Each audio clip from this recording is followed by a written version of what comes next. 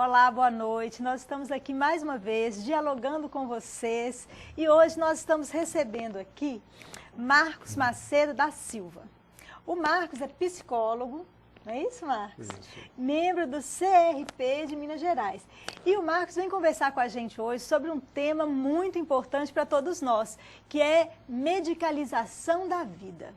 Marcos, fala mais um pouquinho sobre você, né, sobre a sua atuação como psicólogo para a gente se conhecer melhor.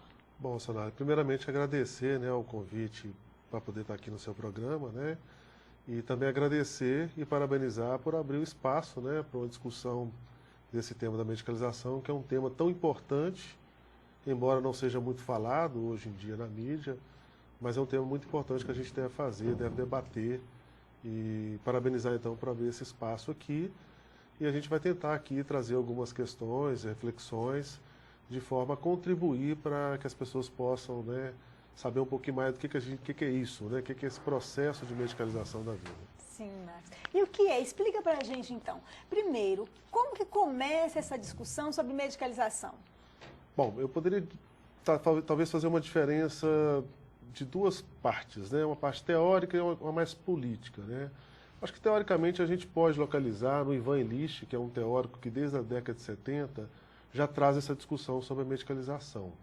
Mas talvez até bem antes do Illich, né? O Foucault já trazia essas questões já no século XIX, né? Quando falava da biopolítica e como que a medicina foi se apropriando, né, de alguns fenômenos da vida, da população, no sentido de ajudar a controlar alguns aspectos da população. Então, desse aspecto teórico, a gente pode localizar mais ou menos assim, né? Político, a gente pode localizar mais em 2010, agora mais recentemente. Aí eu vou falar do Fórum Nacional sobre Medicalização da Educação e da Sociedade, que surgiu então em 2010, como um movimento para fazer toda essa crítica, toda essa reflexão crítica sobre o processo de medicalização. E hoje a gente tem não só o fórum, mas tem também outros movimentos e entidades que têm feito essa discussão em todo o Brasil e até em outros movimentos internacionais também, né? Sim. Então a gente percebe que é um movimento que ele é recente, mas não tanto, né? Sim. Quer dizer, ele ganha uma forma mais institucionalizada a partir de 2010, mas já começou lá com as discussões de Foucault. Então é uma questão que vem atravessando a história da humanidade por um longo período. Explica para a gente melhor o que se entende por medicalização e por que é tão importante discutir isso hoje, né, no tempo presente. Isso é uma pergunta muito interessante, porque geralmente no senso comum, quando as pessoas ouvem medicalização, e o próprio termo às vezes contribui para isso, né, se tem o entendimento que medicalização significa tomar muito remédio, né, quando na verdade medicalização não significa necessariamente isso. É lógico que medicalização pode levar ao consumo de medicamento, mas você tem práticas de medicalização, processo de medicalização, que não necessariamente leva ao consumo de medicamento. Ou seja, medicalização se compreende por medicalização um processo que você toma questões sociais, culturais, é tomado por um discurso médico como patologia, levando então, às vezes, a tratamentos desnecessários. Então esse é um conceito básico com o qual a gente trabalha atualmente, né? E que a gente tem feito uma discussão,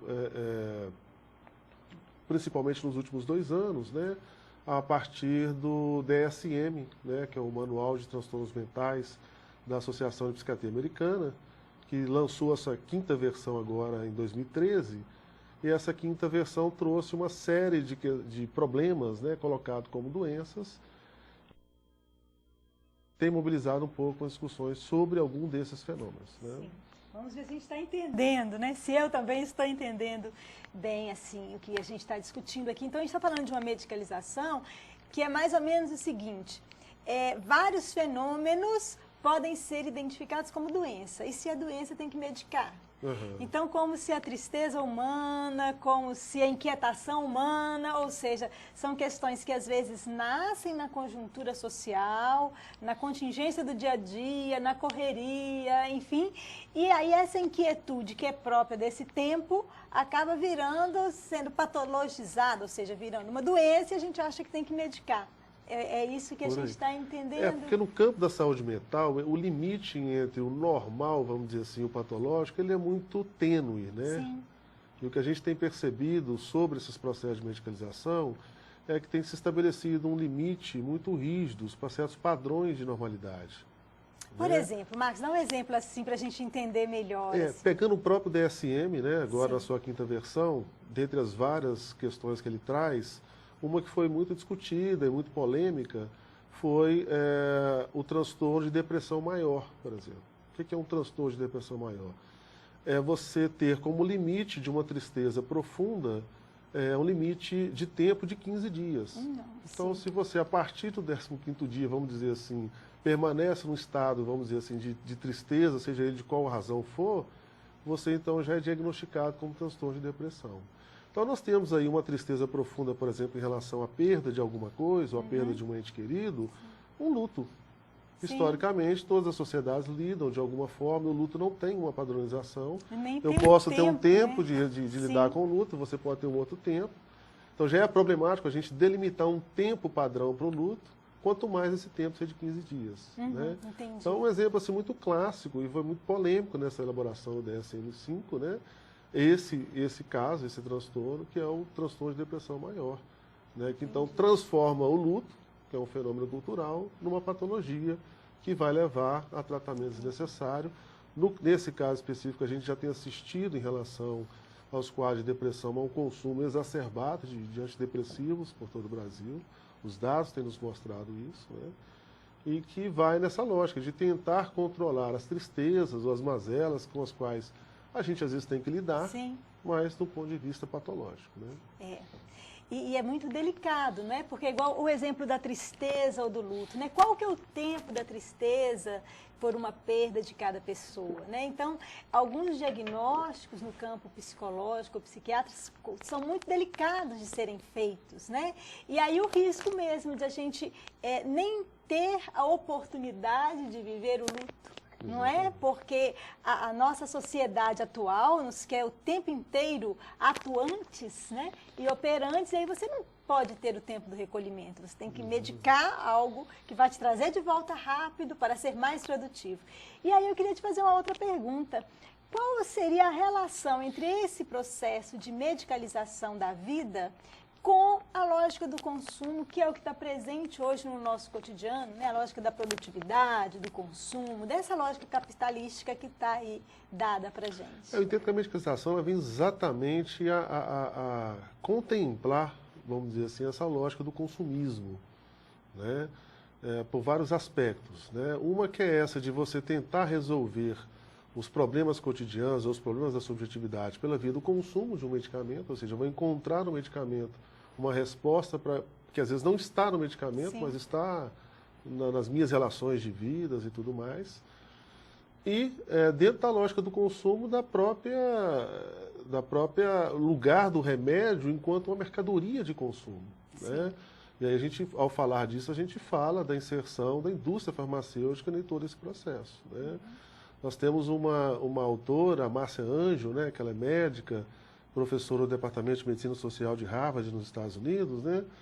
E a Márcia Anjo, ela foi durante 30 anos, ela foi editora-chefe de uma das principais revistas de publicação médica, né?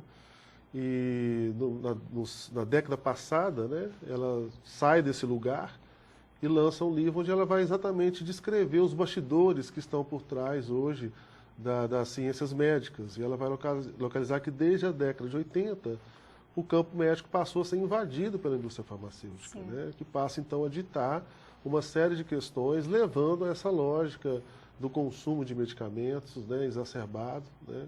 Então nós temos aí por trás de todo esse processo todo o interesse da indústria farmacêutica. Da indústria farmacêutica, né? Sim. E aí, uma outra questão, quais seriam as possíveis consequências deste processo para a nossa vida, para a vida das pessoas de maneira geral, né?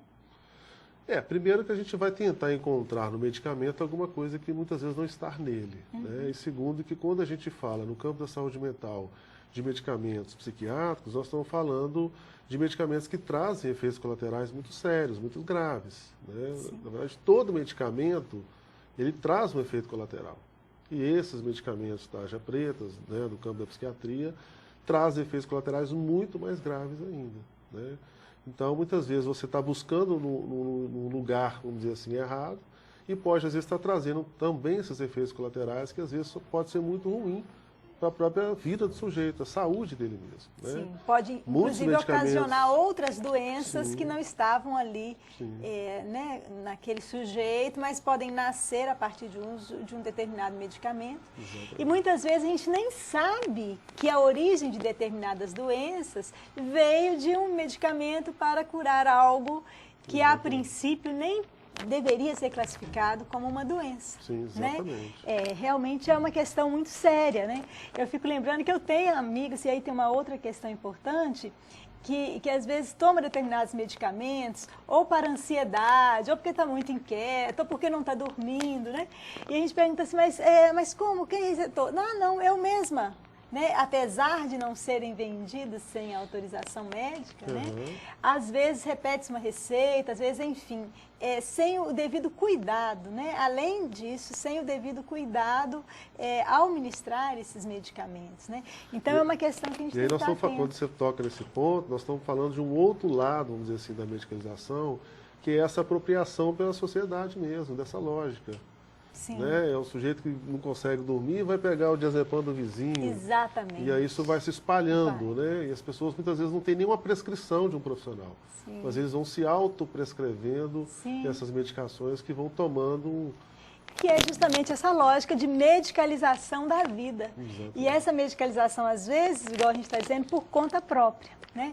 No próximo bloco nós vamos conversar um pouquinho mais, você deu exemplos, não é, de situações, eu quero conversar com você também sobre a questão das crianças. Como que acontece hoje a medicalização na vida das crianças? Será que isso está acontecendo com as nossas crianças? E né? como tá? Né? Em que circunstâncias e como que nós, pessoalmente, devemos estar alertas para cuidar bem da nossa saúde, né? Não necessariamente pela via da medicalização e também para estarmos cuidando com atenção e zelo das nossas crianças. Mas isso a gente vai conversar já já no próximo bloco. O Unileste também é fruto de um ideal, de um sonho, mas que para ser concretizado, um longo e desafiador caminho foi construído e vencido. Em cada semestre, quando olho para o brilho dos olhos dos alunos formandos, tenho a certeza de que o sonho valeu a pena. É gratificante saber que o Unileste conquistou a confiança da nossa sociedade. E isso é fruto de muita dedicação e de uma evolução constante. Nossa qualidade de ensino também é reconhecida pelo MEC, pelo Guia do Estudante, por várias outras entidades. Hoje, conseguimos dar conforto aos nossos alunos e professores, com todas as salas de aula servidas com ar-condicionado, internet e multimídia. É claro que isso reflete nos resultados acadêmicos. Nossos professores estão orgulhosos de poder fazer a diferença e nós temos orgulho da dedicação e da capacidade deles. Temos orgulho de termos a maior biblioteca do Vale do Aço e de uma infraestrutura exemplar para um centro universitário. Sabemos que estamos ajudando a tantas pessoas a construir seus sonhos.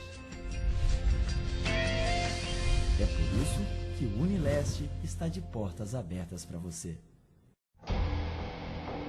Quando uma pessoa provoca alguém como ele na rua, não tem ideia do que ele é capaz. Sou capaz de deixar pra lá. Minha vida vale muito mais do que qualquer briga ou discussão. No Brasil, centenas de pessoas são mortas por motivos fúteis. Conte até 10. A raiva passa e a vida fica. Paz. Essa é a atitude. Uma campanha do Conselho Nacional do Ministério Público e ANASP. Apoio TV Uni Vale do Aço, a TV da nossa gente.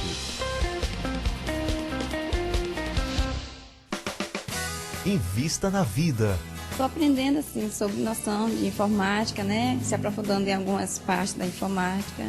Pela forma como eles trabalham com a gente, como eles se dedicam, passam as informações para a gente de forma prática. O mundo pode ser melhor. É uma preparação para continuar no mercado de trabalho. Doe agora. Eu ajudo a mudar.org. Apoio TV Uni Vale do Aço, a TV da nossa gente.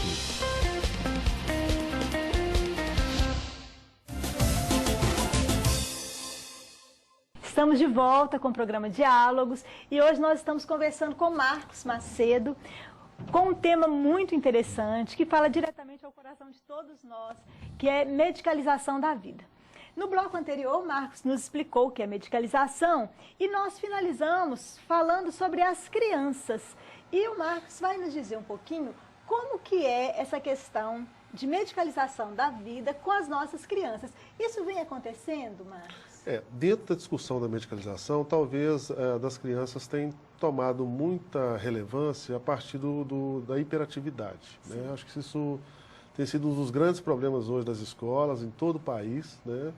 Ou seja, aquilo que antigamente se via como uma criança arteira, né? A gente, nas escolas já não se olha mais, já não se vê essa criança arteira. Mas essa manifestação de uma criança arteira tem vista sobre esse rótulo de um TDAH, ou seja, transtorno de déficit de atenção e hiperatividade. Eu acho que muitas crianças podem vir a apresentar um quadro que se encaixe num TDAH, né? Mas o que tem se visto é uma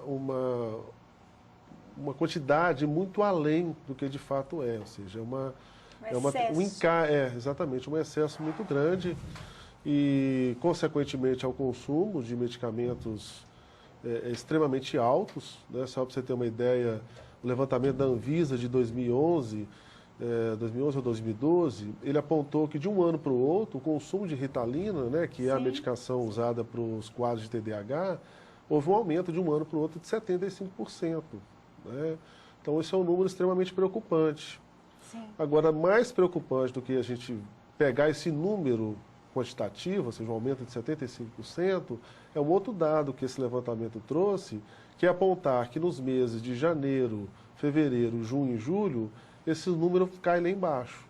Né? Ou seja, exatamente nesse momento, esses dois períodos são os períodos de férias escolares. Ou seja, a razão pela qual a medicação tem sido nomeada, vamos dizer assim, de droga da obediência. Nossa. Porque ela acaba servindo muito mais para adaptar o aluno àquele contexto escolar que muitas vezes pode estar inadequado e o aluno, consequentemente, pode não estar prestando atenção por questões pedagógicas, mas acaba recaindo sobre ele, sobre um diagnóstico de déficit de uma atenção e aí o consumo exagerado. Assim. Droga da obediência. É muito obediência. estranho a gente imaginar um transtorno que seja seletivo. Então, se eu penso em alguém que tem um déficit de atenção e hiperatividade, ele vai ter na escola, ele vai ter em casa, ele vai ter em vários espaços. Ele vai precisar usar só no período escolar. Quando ele tem esse déficit na escola, talvez o problema não seja com ele, seja talvez com a escola. E agora, Marcos, você falou, tocou profundamente no meu coração. Como mãe, como educadora, como professora, que eu também sou, né? Qual é o nome mesmo que está sendo chamado? TDAH, né? Que é a não, sigla. TDAH não, o medicamento. Droga da obediência. Né? Droga da obediência. Então, queridos pais, professores, educadores, nós temos que estar muito atentos ao que estamos fazendo com as nossas crianças. Né? E a gente está falando de um medicamento tarja preta, que tem os efeitos colaterais gravíssimos, e que é muito... ressaltando que em alguns casos, de fato, pode vir a apresentar uma necessidade de uma intervenção farmacológica, mas não é o que a gente tem visto. Não é a grande maioria como tem sido usada excessivamente, né? E outra coisa importante de a gente pensar é quais as consequências disso a longo prazo. Porque a criança, quando entra na escola, ela vai ser ativa mesmo, não é? Ela tem que ser inquieta, curiosa, né? E aí você medica, talvez, essa potência criativa da criança. E talvez lá na adolescência, na idade adulta, você vai querer exigir essa mesma potência criativa que foi medicalizada cá na infância. Então é uma temática até muito abrangente, talvez caia um outro programa para conversar. Nós estamos numa sociedade imperativa que não permite uma certa atividade da criança. Perfeito. Né? Tem uma psicopedagoga, Alicia Fernandes, né, que é uma referência que fala isso. Quer dizer, as famílias são hiperativas, os pais fazem 10 coisas ao mesmo tempo, a mãe cuida da casa dos filhos, trabalha fora, o pai está atendendo o telefone, está vendo um e-mail, está lendo um jornal e está, enfim, fazendo 1000 coisas ao mesmo tempo, e a gente quer que as crianças sejam crianças passivas numa sociedade que é hiperativa. E esse aqui é um ponto assim, importante do processo de medicalização. Assim, a gente poder não cair no discurso rápido de individualizar as questões. Sim. Mas talvez pensar até que cultura é essa, que sociedade é essa que nós estamos vivendo. Assim. né? Essa sociedade que às vezes acaba produzindo alguns transtornos, né? Só para você ter uma ideia, eu tô lembrando aqui... são de ordem coletiva e social, né? Que, portanto, não se resolve medicando o indivíduo, o sujeito, né? Exatamente. É uma questão que a gente tem que aprofundar mais a discussão e a reflexão e ter, inclusive, cuidado, né, em relação a isso com as crianças. Você identifica algum outro tipo de rótulo, entre aspas, aí, né, de transtorno que tenha acontecido e levado à medicalização da criança ou do adolescente? Da forma como o TDAH tem comparecido, atualmente não. Mas me preocupa para um futuro próximo, quando a gente pega o DSM-5 agora, novo que saiu, porque ele traz 2 novas categorias de transtornos na infância que pode trazer os mesmos problemas como o TDAH hoje nos traz, né? Um deles é o transtorno opositor desafiante, que a gente costuma chamar de todinho, né? Que é nada mais do que a indisciplina infantil. Todinho. Né? Então, assim, quando a gente coloca a indisciplina como uma questão patológica, a gente corre o risco de, diante da indisciplina, abdicar de um ato educativo, porque com a disciplina você faz o quê? Você educa, né? Sim. Quando a disciplina torna-se uma doença, então não cabe mais um ato educativo, cabe mais agora um ato terapêutico. Um medicamento. E o ato terapêutico tem sido o medicamento. Então, esse é um deles, né? O outro é o transtorno desregulador do humor, me parece. Eu acho que o nome é esse. Nada mais do que a birra infantil, né? Já em idades muito pequenas. Assim. Então, são fenômenos comuns na infância. Há de se esperar que a criança seja indisciplinada, e a nossa função é disciplinar, é educar. E crianças apresentam manifestações de pirraça, de birra. Sim. Então, quando a gente deixa de olhar isso como uma manifestação natural da infância e patologiza, e que exige... a gente pode, no futuro, estar assistindo o mesmo processo de consumo exacerbado de medicamento que a gente vê hoje com o TDAH, a gente pode ver em relação a esses outros 2 fenômenos. Então, isso é o que me preocupa para o futuro, se a gente não fizer uma reflexão muito crítica sobre esse processo. Né? Ô, Marcos, eu estou gostando muito de te ouvir, né? Principalmente como mulher, como mãe, e estou ficando profundamente tocada e emocionada, porque eu fico pensando, se nós todos não estivermos atentos a essas questões, nesse mundo tão conturbado, em que nós temos tantas atribuições, o ato de educar é um ato que demanda da gente atenção, demanda da gente tempo, demanda investimento de energia e de amor naquele sujeito que a gente tem ao nosso lado, né? Daquela criança que depende da gente, de uma estrutura familiar, de uma escola, não é? E aí a gente pode correr o risco de buscar o caminho mais fácil, não é isso? Exatamente. E aí realmente você nos traz alertas importantes, né? Para que nós, pais educadores, tenhamos compromisso em ocupar esse lugar de pais e educadores das novas gerações, no lugar de tentar medicalizar as questões que nos desafiam, né? Me parece que é um pouco isso, né? As questões da criança que nos desafiam, que a gente não tem uma resposta imediata para ela, se a gente tiver um medicamento, a gente, né, busca aquela via mais fácil.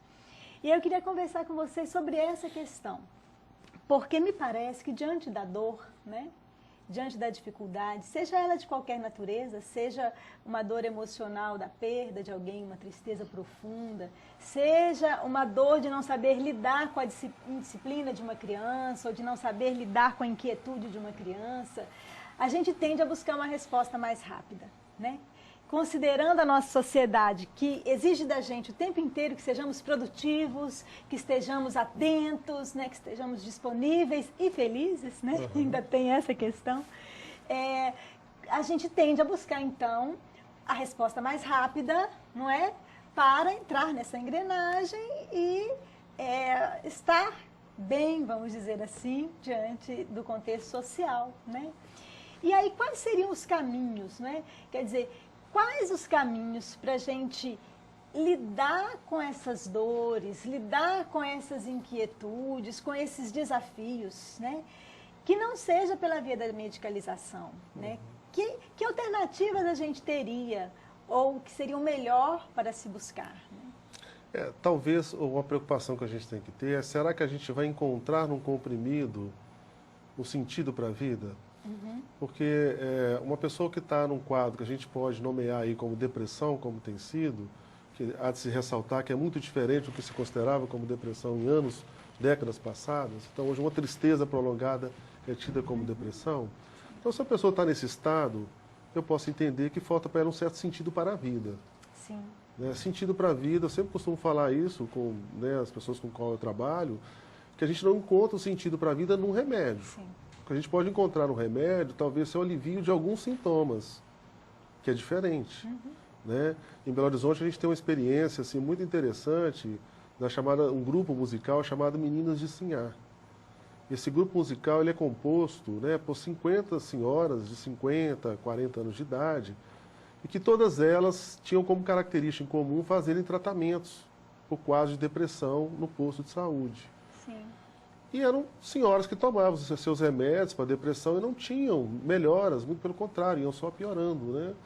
Até que a gente tem uma delas que tem uma percepção de perceber isso e ver que aquilo não estava funcionando e começa então a chamar essas senhoras para participar de atividades manuais, de fuxico e outras atividades. Sim. Esse grupo começa a se reunir, todas elas são senhoras, muitas delas vindas do interior, trazem histórias de vida muito sofridas, e elas começam então a trazer cantigas. E aquela música invade aquele grupo de uma tal forma que vai se tornando ali um grupo musical.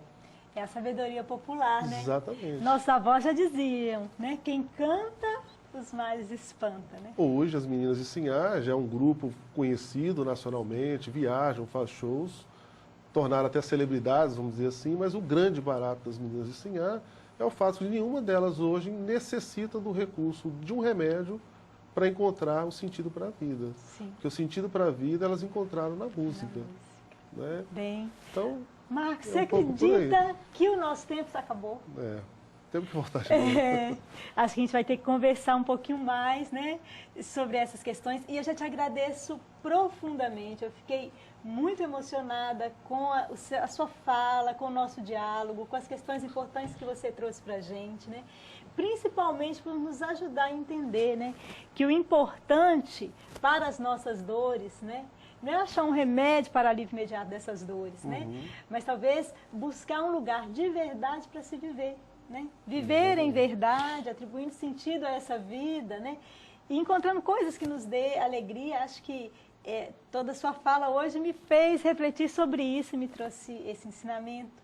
De maneira que eu te agradeço profundamente por estar aqui conosco hoje e espero contar com você em outros momentos aqui no Diálogos, viu? Se você quiser dizer alguma coisa para a gente finalizar, a gente já está assim, estourado. Primeiramente, agradecer mais uma vez por abrir espaço para discutir esse tema, dizer que as pessoas podem encontrar maiores informações dentro desses dois grandes movimentos nacionais hoje que têm feito essa discussão crítica sobre a medicalização, que é o Fórum Nacional sobre Medicalização da Educação e da Sociedade e o movimento Despatologiza. São Despatologistas que têm feito essa discussão a nível nacional. E para poder refletir sobre isso, que é pouco falado, mas que está presente em todos os momentos da nossa vida. Ok. Gente, ficamos por aqui hoje. Na semana que vem a gente continua falando sobre o tema saúde. E vamos ver uma alternativa possível aqui mesmo no Vale do Aço que nos ajude a encontrar sentido para a vida e nos trazer caminhos de cura por uma via alternativa. Muito obrigada e até a semana que vem.